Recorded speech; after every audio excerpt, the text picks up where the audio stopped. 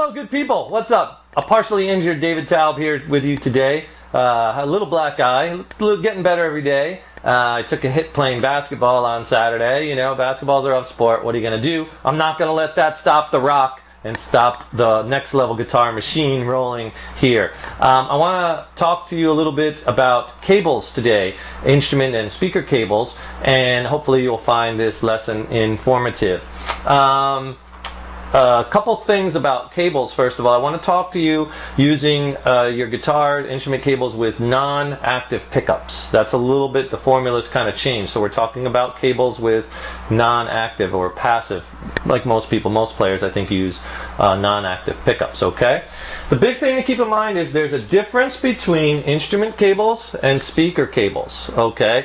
And they perform differently, so I think it's important to learn a little bit about electronics to understand what cables work best and why. The three biggest things I think about cables, instrument cables, are for your guitar is you want to have something that's very durable, very rugged, because they're going to get thrown around, tossed around, stepped on, so it's got to be made really well. You want it to have low capacitance, the lowest possible. And three, very well shielded, okay, because low voltage, there's low amounts of current running through these instrument cords, very susceptible to electromagnetic interference and other noise, so you want to have it shielded very well. I think you get what you pay for on this planet, you know what I mean? Whether it comes to guitar cables, you know, a pair of pants, a car, whatever. So generally, the cheaper guitar cables are higher capacitance, and they're not, the shielding isn't as good as on the higher end cables. Why that's so important with instrument cables is that a lot of people, there's a few myths out there. A lot of people think the fatter the instrument cable, real thick cable, the better, because that's less resistance, right? Yeah? Now, I don't think so. Resistance isn't that much a big deal with an instrument cable. With a speaker cable, yes. With an instrument cable, it's not about resistance, because you're driving your amplifier, which has a input impedance very high, possibly a few thousand ohms. So whether there's 0 ohms or 1 ohm or resistance in an instrument cable isn't going to make a bit of difference when you're driving such a high input impedance like an amplifier. So resistance does not mean much with instrument cables. It's about capacitance, okay? The ability for that cord between two things to conduct that signal, okay, that electricity. That's capacitance, and that's what it's all about. So you want the lowest capacitance possible. The longer the cable, the more capacitance it's going to have. So you want to keep your cables as short as possible. Your patch cables, your guitar cables, everything should be as short as possible. You know, if you're plugged into a 50-foot cable or a real coiled cable, not a good idea. You're too high, the capacitance gets higher, it's going to rob you of your signal, okay? So keep your cables as short as possible. I like the higher end cables made by a company called Mogami. Monster cables I like too, but I use Mogami's more. They're copper. The thing I like about it, Mogami's been in business a long time, 50 years, and in the past they were only available to like professionals, audio pros, and only available in bulk, big quantities. So they're kind of like the industry standard when wiring studios and stuff like that. But now they're available in cut lengths that anyone can get them. You can buy them, you know, Guitar Center, whatever.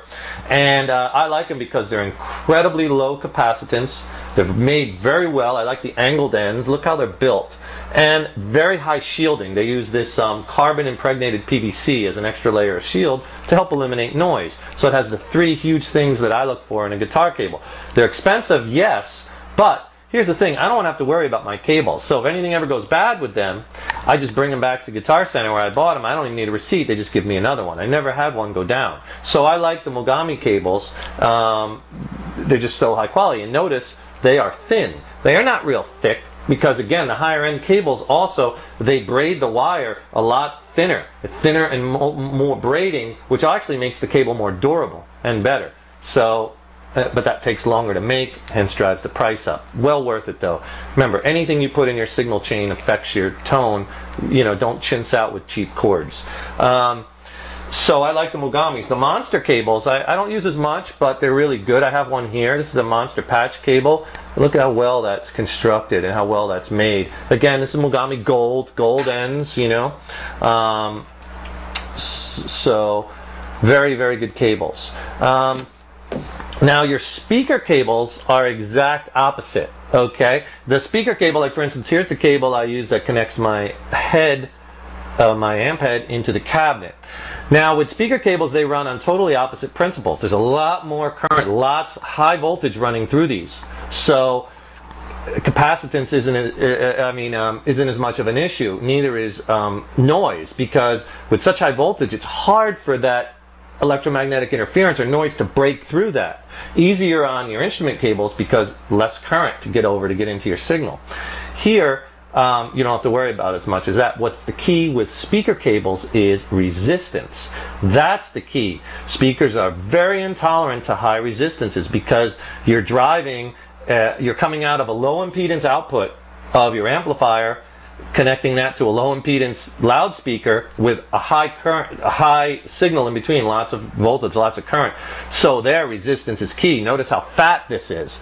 See, you want a nice fat, extremely, low resistance speaker cable. This is made by a company called Planet Waves. Look how those ends, how well they're made, gold tip. This is made of, I believe, oxygen-free copper.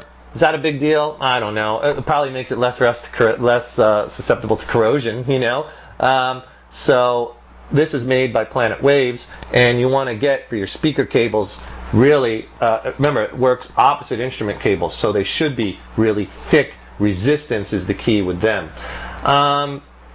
So the most important cable for your guitar players is the one that attaches your guitar to your amp. That one should be the lowest capacitance possible, or your guitar to your first stomp box, right? That one really needs to be low capacitance. The ones attaching to your effects, yes and no. Usually you're talking a low impedance output out of your most stomp boxes, so maybe not as important. I still use Mogami cables and use the same ones. I don't use a Mogami, a Monster, a 1 foot, a 3 foot. Again, keep it consistent. Again, all will help your tone. So basically, remember, with guitar cables, instrument cables, it's about capacitance. You want to get the lowest capacitance possible, the most ruggedly and durable made, and you also want the most shielding. Generally, which is going to equate to usually the more expensive ones, but it's worth it, man. You don't want to be worried about your cables going down and breaking and robbing you of your sound, or interference getting in and crackling. Extremely low noise are these Mogami cables and the Monster cables. So check them out. Look how thin that is. You don't need a real thick cable. Resistance isn't. You're driving such a such a high impedance on the input on your amplifier. Okay, so I hope you found this helpful. There was a lot of questions I was getting about cables. They do matter. Your choices do matter. Anything matters when it comes to your signal between your guitar and your amp, or your hands, your pick. Everything comes into play. All right. If you want to study more in depth, we have over 250 in-depth lessons for beginners, intermediate, advanced, gear, written lessons, jam tracks, theory on our website, nextlevelguitar.com. Check it out. If you have any other questions, shoot us an email. I'm David Taub, and we will see you in the next module. Rock on!